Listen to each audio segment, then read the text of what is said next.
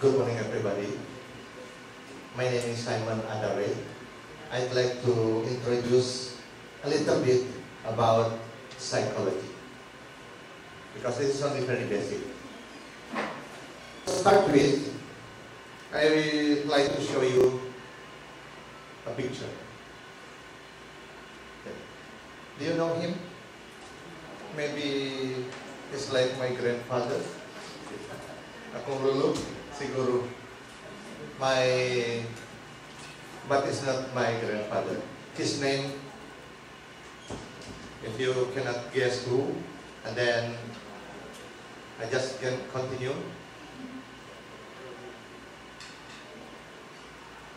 His name is Alfred Adler. No, it's very near to my last name Adare, but it's Adler. So that's why I thought he's my Lulu. Alfred Adler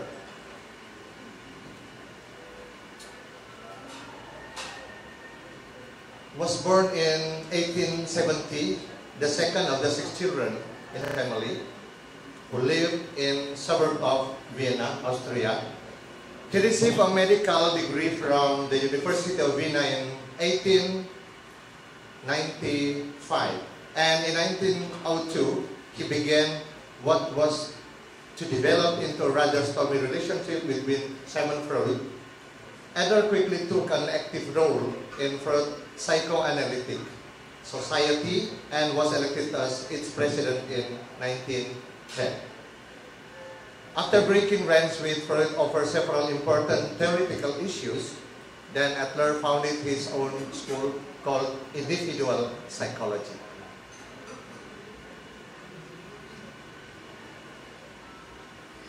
There's something also very important about Alfred Adler. After serving as a medical officer during World War II, Adler returned to practice medicine in Vienna. In 1922, he turned his attention to the problems of children and established a child guide clinic in the Vienna public schools.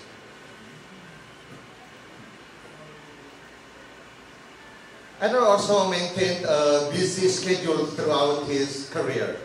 He was particularly known for his extensive lecture tours, during which he would often work with clients in front of an audience. This was revolutionary for that psychology. Because before, Sigmund Freud always do the psychology, especially the therapy, for a couple of weeks. Takes time, but in Alfred Adler, he can do in front of the public. And other thing that we should know about Alfred Adler, he was a prolific writer, publishing more than 100 books, and the article during his lifetime, one of them is The Practice and Theory of Individual Psychology. This is an excellent introduction to Adlerian psychology.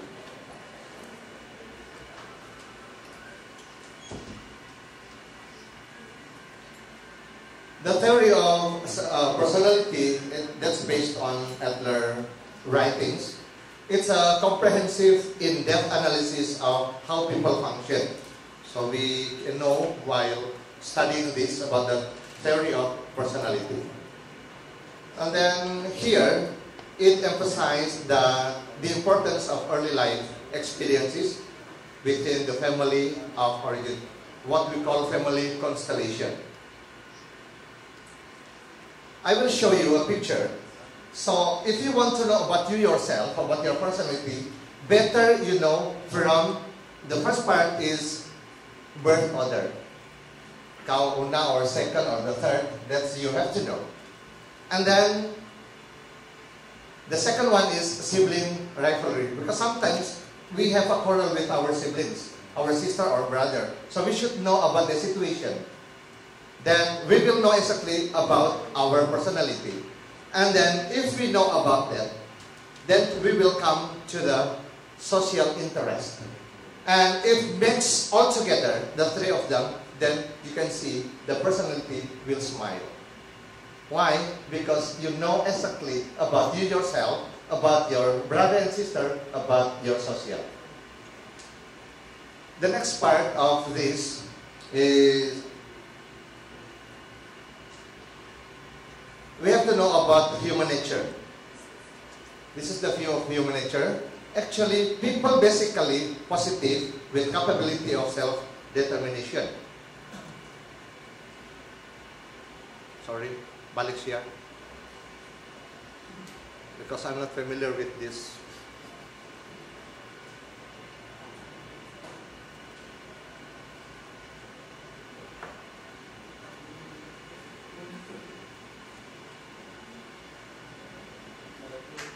Balik.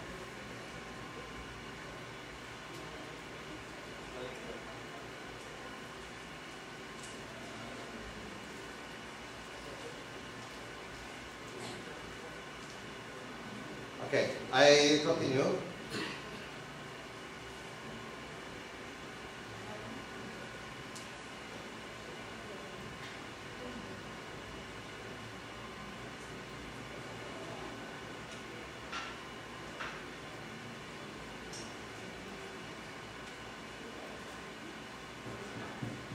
Again, about human nature. Actually, people basically positive with capability of self-determination and stimulated the development of the humanistic movement in psychology focused on dignity and worth of individual. And behavior is holistic or interrelated. So that's why it's called teleological. It has a purpose and directed toward the goal. And phenomenological. It can be best can be understood from the client's frame of reference.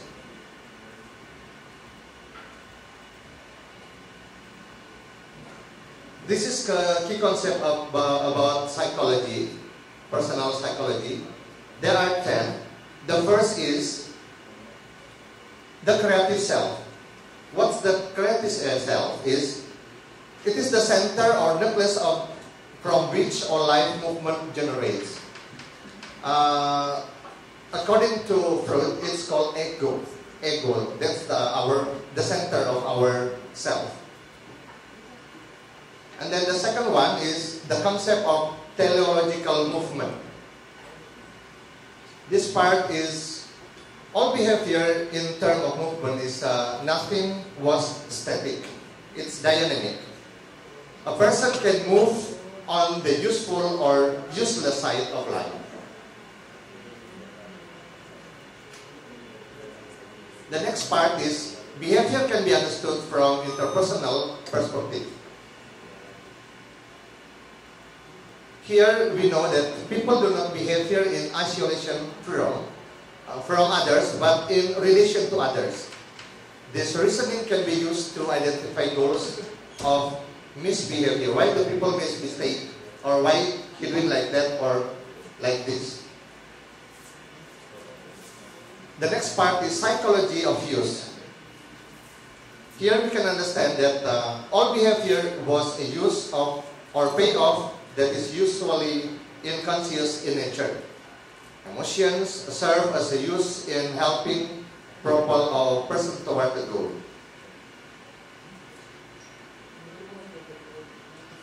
And the next part is phenomenological psychology. It is what individuals perceive is biased according to past experience. And this is what we call a perception. Emphasis on social interest. This is an inborn tendency into cooperate and work with others for the good, common good, what we call mental health. And social interest is the barometer of mental health. All people need love and affection to be fulfilled, and social interest is considered a major motivation in this theory of Adler.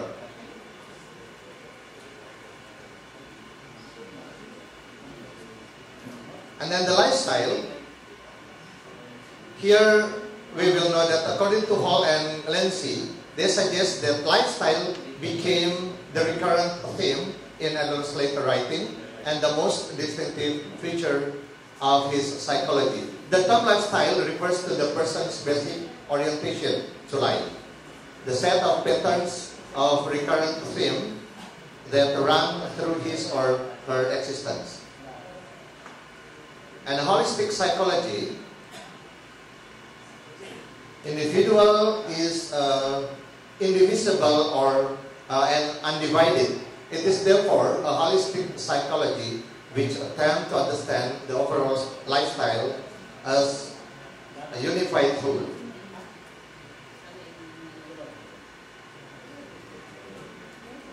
Striving for significance.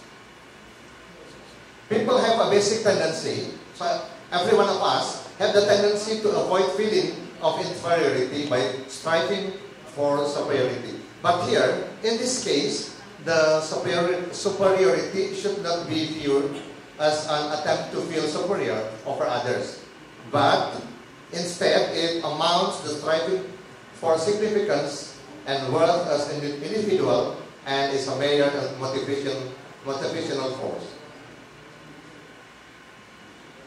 And then we should know about family constellation. Each person's family constellation was unique and could therefore make a significant impact on development of lifestyle.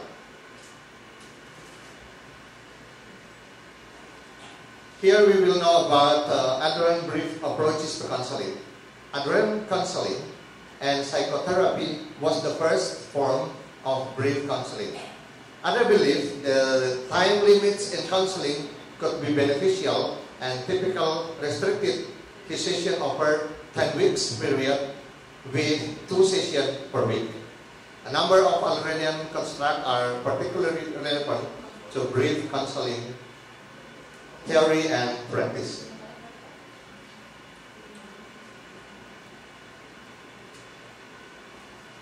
That's all for my presentation today, and thank you very much.